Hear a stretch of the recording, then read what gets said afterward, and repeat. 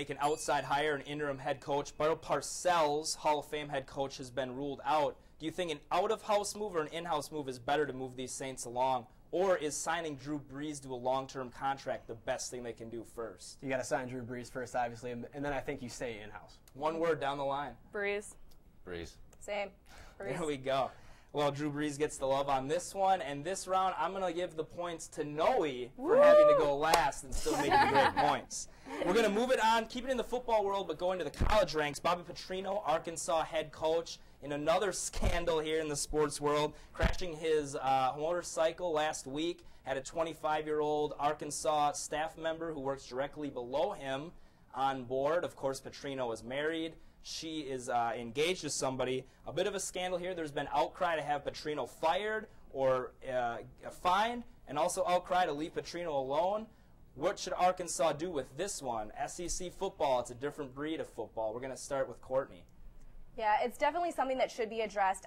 Do I think he's going to get fired? No, probably not. They're there to win. I think that's what they're going to concentrate on. Does disciplinary action need to be taken? Definitely. I mean, she was engaged. He was married. This isn't the first time that something's come out about him being in an adulterous relationship. Something needs to be done. So, yeah, there's going to be a fine. But do I see him getting fired? No, I don't.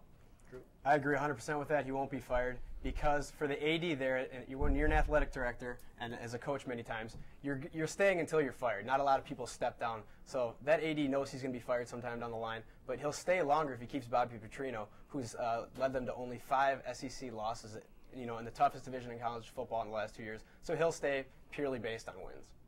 No. I definitely agree.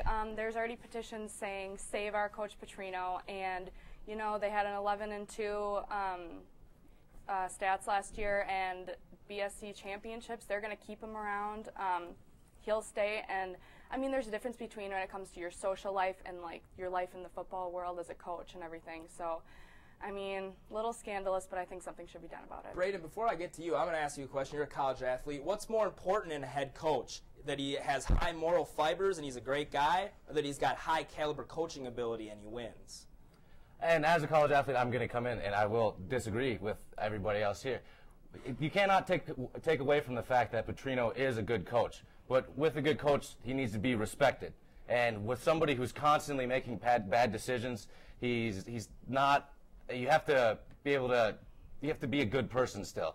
And if you're not being respected, if you're not going, your athletes aren't going to listen to you as much, and it's going to cross over in your games. And I understand that he's had a really good season and he's done well so far, but with the disrespect that's going to happen to him right now, I don't think that he's going to be the coach that he used to be.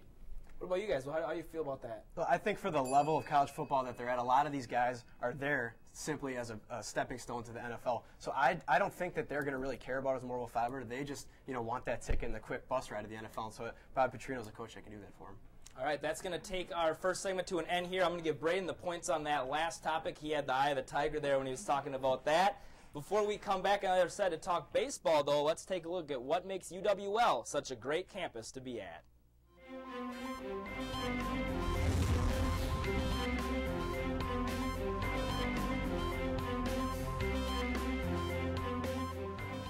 Fact: University of Wisconsin La Crosse is ranked the #2 college in the Midwest.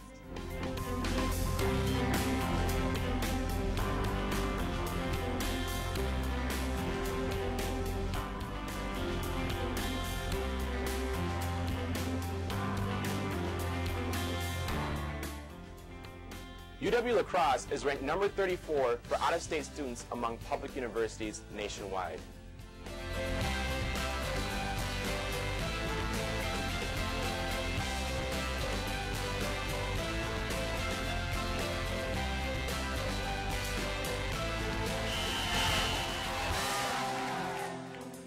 UW La Crosse is ranked as one of the most military-friendly schools in the nation.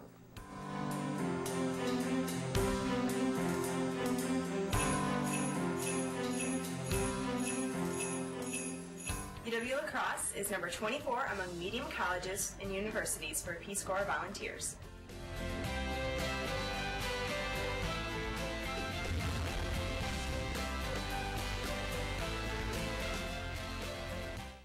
And welcome back into Sports Scene. Once again, I am your host, Nick Rytilahti. Check the scoreboard real quick. We've got a tight race through the first round.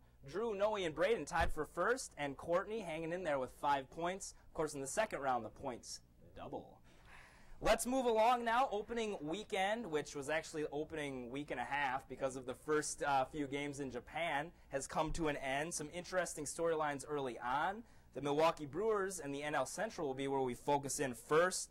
Cardinals kind of handed things to the Brewers, Greinke getting the lone win of that series, and Cardinals continuing their onslaught last night against the Reds.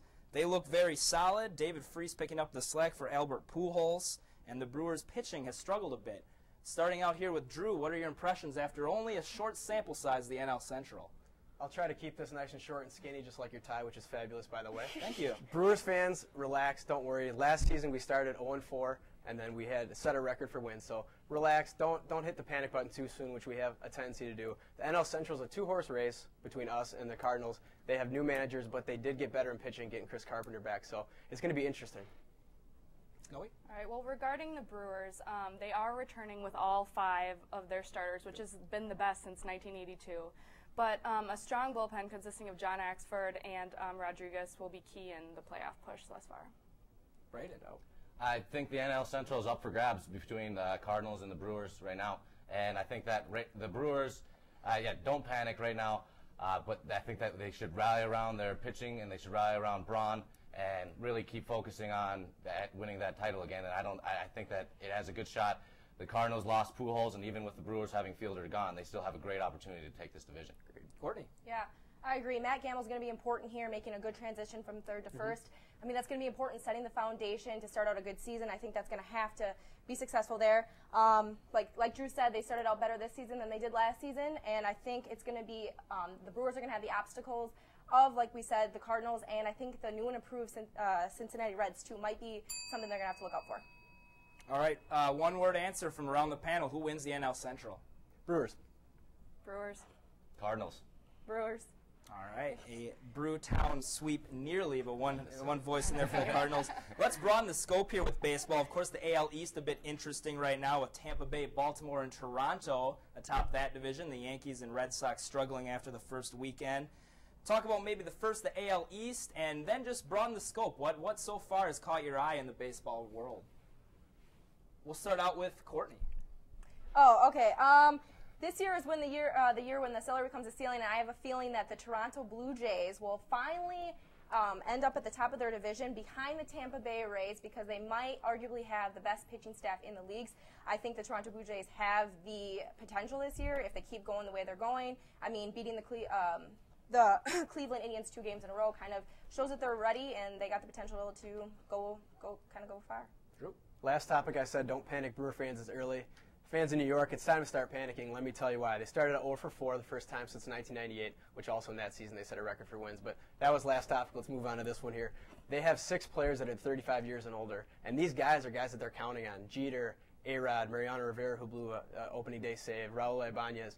They're old, and when you're old like that, it's tough to get your legs under you. And the thing, like I'm talking about Boston here now, Boston, they don't have to panic so much. They have a lot of young superstars and a couple guys on the DL. So Boston, pump the brakes. Yankees, it's time to panic.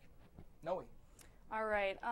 For the Yankees' sake, I just don't know if they're going to have what it takes to make it this far. But, I mean, from the collapse of the last season through the Red Sox, it seems that the Rays are the favorite in this division to take over. But I just have to talk about the poor Minnesota Twins. I mean, I'm from close to Minnesota, so they're 0-4 right now, but I'm rooting for them. They got a new pitcher, traded the fan favorite Kadire.